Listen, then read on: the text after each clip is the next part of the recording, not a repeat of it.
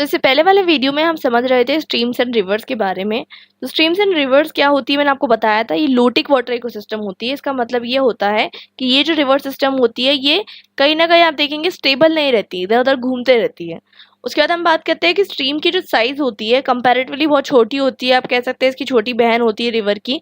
River तो आप देखेंगे माउंटेनियस एरिया से इमर्ज करती है, फिर फ्लो करती है, लेकिन स्ट्रीम तो देखिए अगर एक रिवर बाइफरकेट हो गई उसकी भी एक स्ट्रीम बन जाती है। और ये सारे इकोसिस्टम को हम ओपन इकोसिस्टम कहते हैं। आपको पता है इसका रीजन क्या है? क्योंकि इसके अंदर सब तरीके के एक्सचेंजेस होते रहते हैं। जैसे कि अगर आप देखेंगे कि पॉन्ड इकोसिस्टम, तो पॉन्ड इकोसिस्टम में जो है एक क्लोज एरिया रहता है तो एक्सचेंज उतना नहीं होगा, लेकिन रिवर्स क्योंकि हर जगह से बहती है तो एक तरीके से आपको देखने को मिलता है कि एनर्जी और न्यूट्रिएंट्स का एक्सचेंज होते रहता है। दूसरी बात मैं एक और बात बताती हूँ कि जो इकोसिस्टम होता है, इकोसिस्टम को दो तरीके से बांटा जाता है स्ट्रीम्स एंड रिवर्स को।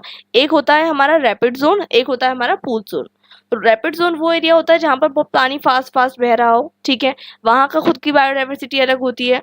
और जो हमारा एक पूल जोन होता है वो एरिया अलग होता है जहाँ पर आप देखेंगे कि धीरे धीरे जो है आप देखेंगे स्लिट जो है डिपॉजिट हो रहा है। साइड वाला पानी तो अगर आप देखेंगे रिवर का तो कभी भी धीरे धीरे फ्लो होता है, जिसका सरफेस एरिया ज़्यादा होता है, कॉन्टैक्ट ज़्यादा होता है विद द आप देखेंगे कि बीच का पानी तो बहुत फास्ट बहेगा, साइड का पानी आप देखेंगे स्पीड उसकी जो है कम रहेगी और उससे डिपॉजिट्स जो है होते रहेंगे। और यहाँ पर भी अलग तरीके की बायोडाइवर्सिटी फाउंड होती है। जैसे कि मैंने आपको बताया कि रिवर्स माउंटेन से निकलती है और बाकी सारी जगह जाती है, और रिवर्स का पानी हम हर चीज़ के लिए यूज़ करते हैं, लेकिन बहुत सारी ऐसी चीज़ें होती है हमारी इंडस्ट्रीज़ और एग्रीकल्चर और बाकी कल्चरल फैक्टर्स भी रिस्पॉन्सिबल होते हैं, जिससे रिवर बहुत ज़्यादा जो है कहीं ना कहीं डर्टी हो जाती है। जैसे कि आप देखेंगे गंगा एक्शन प्लान निकाला गया, तो गंगा रिवर जो है वो आपको देखने को मिलता है कल्चरल रीजन्स की वजह से जो है बहुत ज़्यादा पॉल्यूटेड हो चुकी है। तो आई होप यहाँ तक कि आपको चीज़ें जो है क्लियर हो चुकी होगी। अब एस्चुरीज क्या होते हैं? तो एस्चुरीज एक तरीके से ब्रैकिश वाटर सिस्टम होते हैं। ब्रैकिश क्या होता है आपको पता है? सॉल्टी। तो एस्चुरीज ऐसी पॉइंट ऑफ इकोसिस्टम होते हैं जो दोनों के बीच में आते हैं, मतलब वहाँ का पानी जो है इको फ्रेश वाटर इकोसिस्टम के बीच में, और साथ साथ आप देखेंगे कि ओशन का जितना पानी खारा होता है उतना पानी वहाँ का खारा नहीं होता, लेकिन हाँ जितना फ्रेश वाटर मीठा होता है उतना पानी वो मीठा भी नहीं होता। तो दोनों के बीच में जो है लाई करते हैं एस्चुरीज। तो ये एस्चुरीज होती क्या है?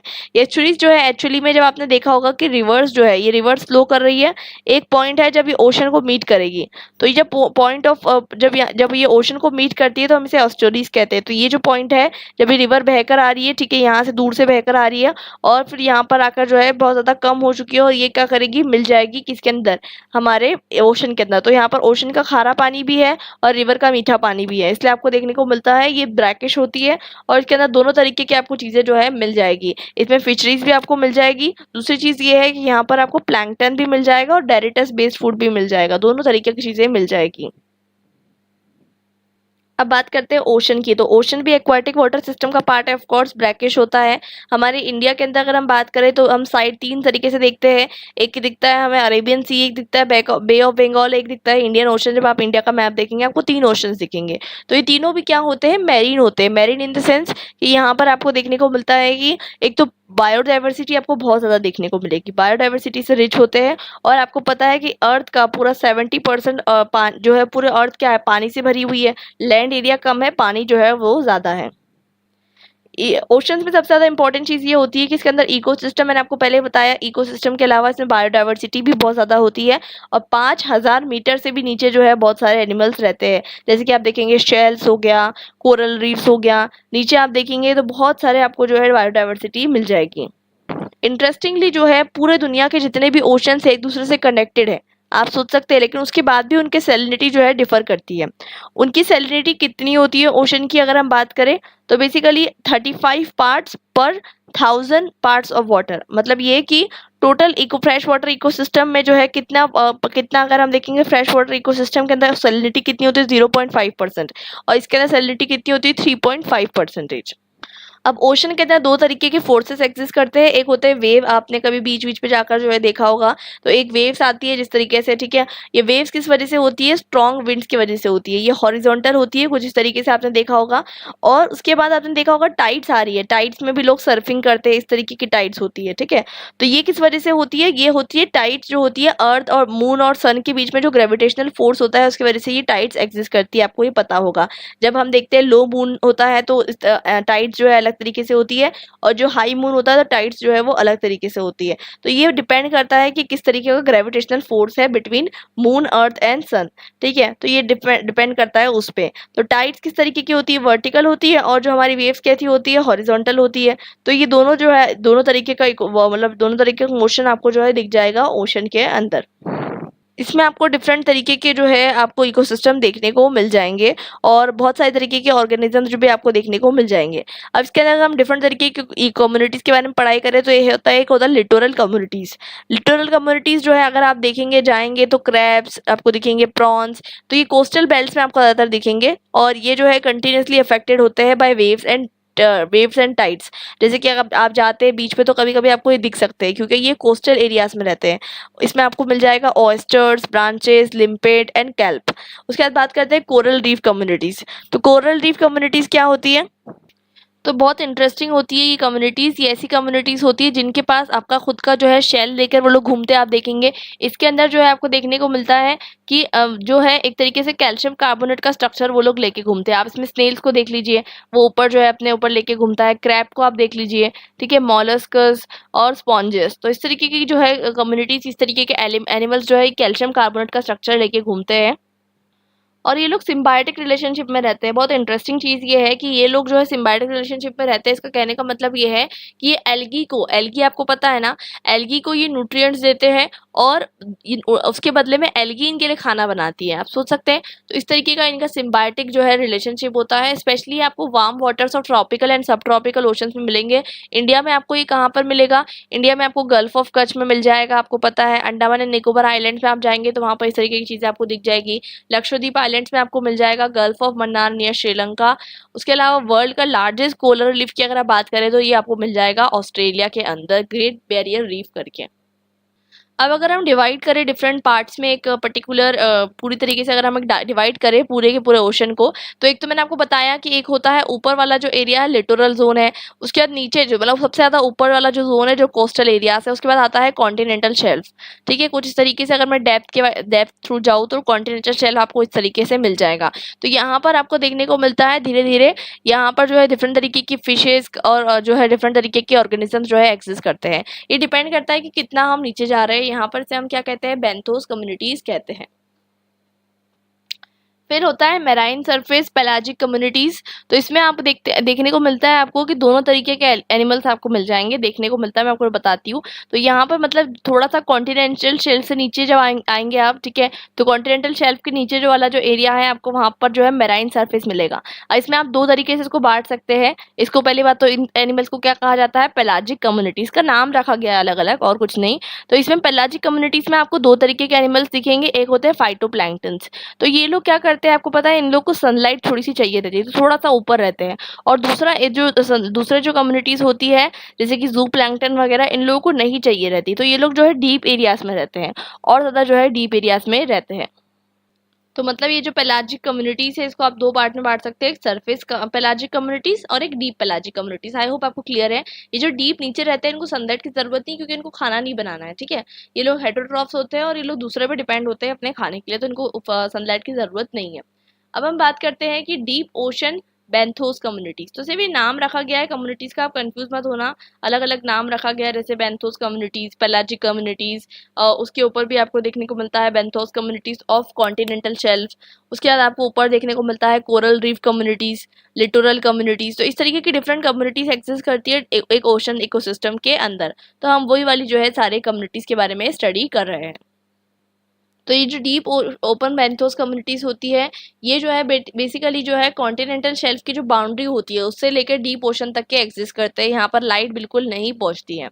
अब बात करते हैं ओशन इकोसिस्टम की। तो ओशन इकोसिस्टम बहुत इंपॉर्टेंट होता है ह्यूमंस के लिए, क्योंकि ह्यूमंस देखिए आजकल बहुत ज़्यादा डिपेंडेंट हो गए हैं on the like marine food, fishes हो, प्रॉन्स हो, श्रिम्स हो, बहुत सारी चीज़ें जो है ह्यूमन कंज्यूम करता है। इसके अलावा ट्रैवल एंड ट्रांसपोर्टेशन भी जो है हम किससे करते हैं, वाटर से करते हैं। बहुत ज़्यादा इंपॉर्टेंट सोर्स ऑफ कम्युनिकेशन और ट्रांसपोर्टेशन है हमारा वाटर।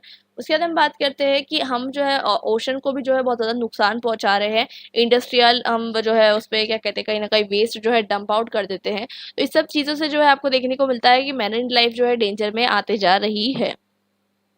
और बहुत सारी ऐसी कम्युनिटीज़ जैसे कि जो मैंने आपको बताया कोरल रीफ्स वगैरह, ये लोग भी जो है डिग्रेड हो रही है बिकॉज क्लाइमेट चेंज जो है वो बढ़ते जा रहा है, इनके लिए जो सूटेबल एटमॉस्फेयर इनको नहीं मिल पा रहा है। आई होप यहाँ तक कि आपको चीज़ें जो है क्लियर हो चुकी होगी।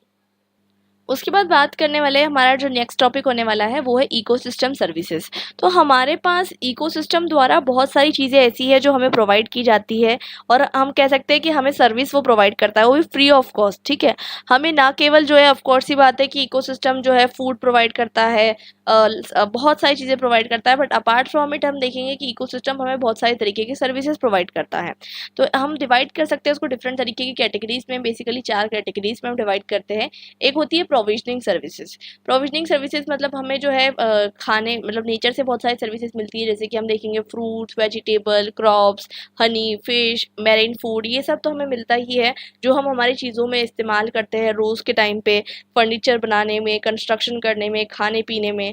दूसरी होती है रेगुलेटिंग सर्विसेज। तो हमारे ही जो ह्यूमन की लाइफ को मेंटेन करना, उसे जो है उसे अगर हम क्या कहते हैं, रेगुलेटिंग सर्विस कहते हैं। तो हमें ऑक्सीजन वगैरह तो मिलती ही है, और ये सब का जो ऑटोमेटिकली क्लींजिंग करना है, मतलब प्यूरिफिकेशन ऑफ एयर करना है, क्लाइमेट रेगुलेशन, ये जो है क्योंकि मैंने आपको बताया था प्रॉपर्टी ऑफ होम्योस्टेसिस, मतलब हर एक इकोसिस्टम अपने आप में जो है कैपेबल है अपना खुद का इंटरनल कांस्टेंट इन्वायरमेंट बना के रखने के लिए। तो ये बहुत सारी चीज़ें खुद करता है, जैसे फ्लड कंट्रोल खुद कर लेता है, जैसे आप देखेंगे एफॉरेस्टेशन से फ्लड कंट्रोल हो जाता है, कार्बन स्टोरेज, उसके बाद मैनग्रोव फॉरेस्ट से आपको देखने को मिलता है कि क्या होता है, फ्लड कंट्रोल हो जाता है, सॉइल इरोजन जो है प्रिवेंशन होता है, बहुत सारी चीज़ें जो है वो ऑटोमेटिकली खुद कर लेता है, जिसे हम रेगुलेटिंग सर्विसेज कहते हैं। और हमें जो है एक तरीके का स्टेबल इन्वायरमेंट जो है ये देता है। तो हम इतनी सारी सर्विसेज हमें प्रोवाइड करने के बाद भी जो है हम इसके रिटर्न में कुछ नहीं दे पाते, इनफैक्ट हम इसे डिस्ट्रक्ट करते हैं। दूसरी चीज़ हम बात करते हैं कल्चरल सर्विसेज। तो कल्चरल सर्विसेज ऐसी भी होती है जो कि जो नॉन मटेरियल चीज़ें हैं, जैसे कि कुछ लोग आज भी जो है ट्राइब्स वगैरह, वो लोग क्या करते हैं, कनेक्टेड होते हैं विद द नेचर, उनको नेचर अच्छा लगता है। जैसे कि हम बहुत बार क्या करते हैं, फोटोग्राफी करते हैं नेचर की, बहुत सारी चीज़ें करते हैं। तो ये सब तरीके का जो पार्ट है ये भी हमें जो है कल्चरल सर्विसेज भी ये प्रोवाइड करता है। और उसके अलावा हम बात करते हैं कि हम जो है नेचर से इंटरेक्ट करके नई नई चीज़ों को डेवलप करने की, नया आर्ट डेवलप करने की चीज़ें जो है करते हैं। चौथी सर्विसेज आती है सपोर्टिंग सर्विसेज। सपोर्टिंग सर्विसेज मतलब हमें जो है जीने के लिए सपोर्ट करने का जो काम है ये भी इकोसिस्टम करता है। इसके अंदर मैंने आपको बताया था कि किस तरीके से बायो जियो केमिकल हमने साइकिल्स पढ़ी। हम देखेंगे कि ऑक्सीजन जो है लिमिटेड है, 21% है। अगर ये बायो जियो केमिकल साइकिल्स नहीं होती तो ऑक्सीजन तो ख़त्म हो जाती। इतने सारे ह्यूमंस हैं लेकिन उसके बाद भी वो ऑक्सीजन कंटिन्यूसली मेंटेन है। ये जो है एक तरीके से आप देख सकते हैं कि कितनी बड़ी जो है हमारे लिए मिरेकल है, हमारे लिए जो है बून है। तो हमें जो है इसको रिस्पेक्ट करना चाहिए। तो सपोर्टिंग सर्विसेज में हम देखेंगे कि फोटोसिंथेसिस, जिससे हमारे लिए खाना प्रिपेयर होता है, बायोजियोकेमिकल साइकिल्स, ये सब जो है बहुत ज़्यादा इंपॉर्टेंट होती है ऑफ दी इकोसिस्टम। तो आई होप आपको ये चैप्टर जो है पूरी तरीके से क्लियर हो चुका होगा। अब हम पढ़ने वाले हैं इकोसिस्टम प्रिजर्वेशन एंड कंजर्वेशन के बारे में। इकोलॉजिकल रिस्टोर, इसके अंदर हम देखते हैं कि हम बहुत सारी चीज़ों से जो है हमारा इकोसिस्टम को प्रिजर्व कर सकते हैं। एक होता है इकोलॉजिकल रिस्टोरेशन। तो रिस्टोरेशन क्या होता है कि हमने ऑलरेडी बहुत सारा डिस्ट्रक्शन कर लिया, उसके बाद हमें रियलाइज़ हो रहा है कि अब जो है हम बहुत सारा डिस्ट्रक्शन कर चुके हैं, हमारा इन्वायरमेंट को डिग्रेड कर चुके हैं। तो अब जो है हमें इसे रिस्टोर करना है, ताकि हम उसको थोड़ा जो है, अब जैसे कि हमने जितना डिफॉरेस्टेशन किया है, हमने आर्टिफिशियल फॉरेस्ट फायर भी की है, तो ये सारी चीज़ें हमने जो की है, तो इससे कहीं ना कहीं हमें इसे क्या करना है, वापस रिवर्स करनी है। तो इसे हम क्या कहते हैं, इकोलॉजिकल रिस्टोरेशन कहते हैं।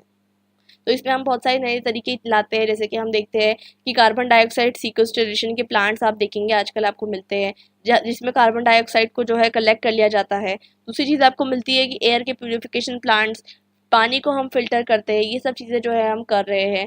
उसके बाद हम बात कर रहे हैं कि कहीं ना कहीं हमें स्पीशीज़ को कंजर्व करना है, उसकी बात भी हम कर रहे हैं। दूसरी चीज़ क्या कर रहे हैं, सस्टेनेबिलिटी की हम बात कर रहे हैं कि हम क्या करें, सस्टेनेबिलिटी से हमारा जो है ग्रोथ करें ताकि नेचर को भी नुकसान ना हो। तो अगर आप देखेंगे चारों वर्ड्स को, रिहेबिलिटेशन, रिमेडिएशन, रिक्लेमेशन और जो है हमारा इकोलॉजिकल रिस्टोरेशन, तो आपको चारों वर्ड्स मिलते जुलते दिखेंगे। थोड़ा सा बेसिक सा डिफरेंस है। इकोलॉजिकल रिस्टोरेशन में जो हमारा पहले जैसे तरीके का जो हमारा इकोसिस्टम था, हम वैसे ही करने की कोशिश करते हैं। और रिहेबिलिटेशन में हम क्या करने की कोशिश करते हैं, रिहेबिलिटेशन में मतलब हम वापस वैसी कोशिश नहीं करते कि वो पहले जैसा हो जाए, बट हम उसका कुछ अच्छी तरीके से यूज़ करने की कोशिश करते हैं। जैसे कि फॉर एग्जांपल हम जो है एनिमल्स को लेते हैं, अगर कुछ एनिमल्स बच गए तो उसको हम क्या करते हैं, कहीं ना कहीं जो है लेकर रख देते हैं ताकि प्रिजर्व करते हैं, हम उसको जू में पालते हैं ताकि वो जो है प्रॉपरली ग्रो हो सके, उसकी स्पीशीज जो है वो ख़त्म ना हो जाए। एक और चीज़ मैंने बताया जो रेमिडिएशन, रेमिडिएशन जैसे कि हम देखेंगे गंगा एक्शन प्लान वगैरह बहुत सारी चीज़ें जो है इंट्रोड्यूस कर रही है गवर्नमेंट।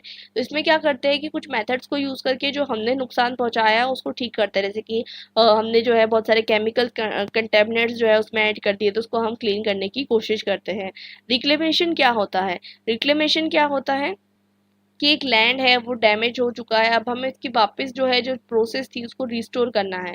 इसका मतलब ये है कि कहीं पर जो है फॉरेस्ट हुआ करता था, अब हमें जो है क्या कहते हैं फिर से वो फॉरेस्ट वहाँ पर चाहिए, तो हम जो है उसे वापस जो है वहाँ का फॉरेस्ट जो है ग्रो करेंगे। तो इसे जो है हम क्या कहते हैं, रिक्लेमेशन। और मिटिगेशन, मिटिगेशन हम किसे कहते हैं, कहीं ना कहीं मिटिगेट करना हम किसे कहते हैं, रिड्यूस करना कहते हैं। तो मिटिगेशन को हम कह सकते हैं कि किसी भी तरीके का डिग्रेडेशन हो उसे कम करने को हम मिटिगेशन कह सकते हैं। उसके अंदर चाहे रिस्टोरेशन आए, रिहेबिलिटेशन आए या रिक्लेमेशन आए, मतलब जो भी चीज़ हमने नुकसान पहुंचाया है उसको हमें जो है रिड्यूस करना है। अब बात करते हैं समरी के बारे में। ये चैप्टर हमारा जो है फिनिश हो चुका है। आई होप आपने जो है ये पूरा वीडियो देखा होगा, इसके पहले वाले वीडियोस भी आपने जो है ज़रूर देखे होंगे, तभी आपको ये चैप्टर जो है समझ में आया होगा। अब हम समझते हैं कि इकोसिस्टम क्या होता है। तो आपको पता है इकोसिस्टम जो है सबसे ज़्यादा इंपॉर्टेंट होता है हमारा नेचर के, हमारा सर्वाइवल के लिए, हमारे सस्टेनेंस के लिए सबसे ज़्यादा इंपॉर्टेंट जो है इकोसिस्टम होता है। फिर हमने इकोसिस्टम को डिवाइड किया टेरेस्टेरियल इकोसिस्टम में, एक्वेटिक इकोसिस्टम में। एक्वेटिक इकोसिस्टम में हमने जो है दो तरीके से इसको डिवाइड किया, अगर हम इसको लैंटिक एंड लोटिक में भी डिवाइड कर सकते हैं, हम इसे सैलिनिटी लेवल पे बेस्ड जो है fresh water and marine water में भी डिवाइड कर सकते हैं। टेरेस्टोरियल इकोसिस्टम की अगर हम बात करें तो हमने उसको डिफरेंट तरीके से डिवाइड किया। हमने जो है बात की कि किस तरीके से फॉरेस्ट है, ग्रासलैंड्स है, डेजर्ट्स है, इस तरीके से हमने इसमें बात की। उसके बाद हमने बताया कि हम किस तरीके से इसको पॉल्यूशन कर रहे हैं। उसके बाद हमने बताया कि हमें क्या क्या सर्विसेज जो है फ्री में मिलती है फ्रॉम इकोसिस्टम। तो ये सारी चीज़ें जो है समझने के बाद आई होप आपको ये जो चैप्टर है वो पूरी तरीके से क्लियर हो चुका होगा। तो अब जो है हम आ चुके हैं हमारे ग्लॉसरी पे। ये कुछ जो है वर्ड्स दिए हुए हैं जिसके आपको जो है एक्सप्लेनेशन डेफिनेशन दी गई है, मैं आपको ऑलरेडी समझा चुकी हूँ, आप ये पढ़ सकते हैं। इंटेक्स क्वेश्चन दिए हुए हैं, उसके आंसर्स भी आपको यहाँ पर मिल जाएंगे। तो इसी के साथ हमारा ये जो वीडियो है ये ख़त्म होता है। हम मिलेंगे हमारे नेक्स्ट वीडियो में एक नए चैप्टर के साथ। Till then bye and happy learning.